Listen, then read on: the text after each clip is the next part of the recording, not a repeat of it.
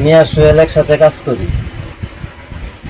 আমার পিছনের back record এবং কি আমার ফ্যামিলি আছে, সব কিছুই আছে। পিছনে কোনো ব্যাক রেকর্ড নাই, খারাপ কোনোই নাই, আমার নামে কোনো মামলা নাই। আমি সাধারণ মানুষের মতো কাজ করি, সাধারণ মানুষের মতোই চলাফেরা করছি সবসময়। সোহেল আর আমি একসাথেই কাজ করছি, কোনো সময় সোহেলের সাথে আমার দ্বন্দ্ব হয় নাই।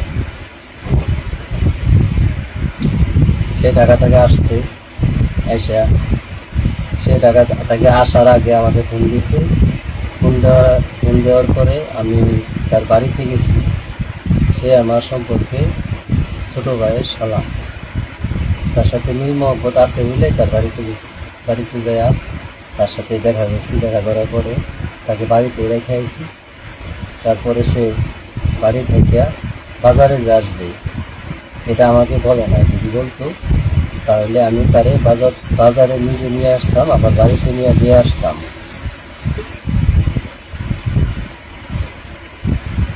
আমি আমার জীবনে একটা মুরগির বাচ্চাও জব করি নাই কখনো। যদি জব করতে গেছি ভয় পাইছি, অন্যজনকে দিয়ে করাইছি। ওই দিন সোহেল বাজারে আসছে, আমি বাড়িতে যাইব, আমার বাপের বাড়িতে যাইব।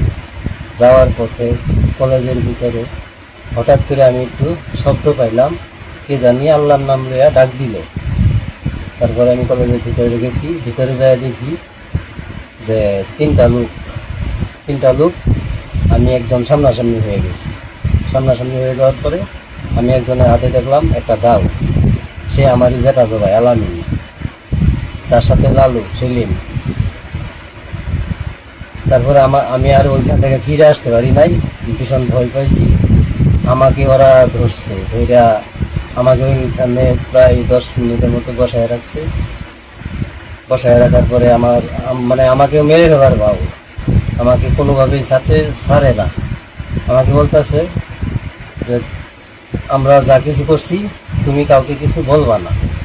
সাথে লালু বলতেছে যে না, হ্যাঁ বিশ্বাস নাই, হ্যাঁ এখান থেকে বাইরে যদি হয় তাহলে সব কিছু বলে দিব।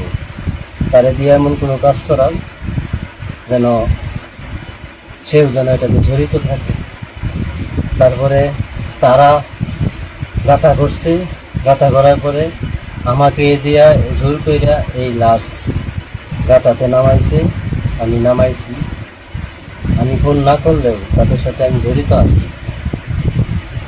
কিন্তু মেন খুনি হইতেছে আলামিনের হাতেই দাওয়া ছিল, আলামিনেই মারছে। আমি যায়া দেখি তারা মাইরা ফালাইছে। যদি আমি যায়া ওই সময় দেখতাম যে না পুরাপুরি মরে নাই, তাহলে আমি যেভাবেই হোক আমি এটা ফিরাইতে পারতাম। আমি ওদের অনেক হাতে পায়ে ধরছি, কিন্তু হাতে পায়ে ধরলে কী হবে? সে আমাকে বলে একটা খুন যে করতে পারে সে 10টা খুনও করতে পারে। তুমি আমার ভাই বললে কি দিচ্ছে? সে আগে থেকে এরকম, তারা একসাথে নেশা করতো।